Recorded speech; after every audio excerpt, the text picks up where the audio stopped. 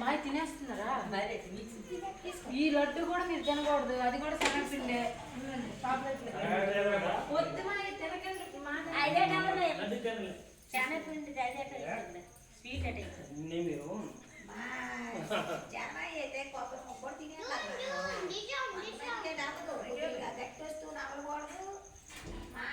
తగ్గించండి ఇప్పుడు పచ్చి మీద కొబ్బరి పచ్చడి తినకూడదు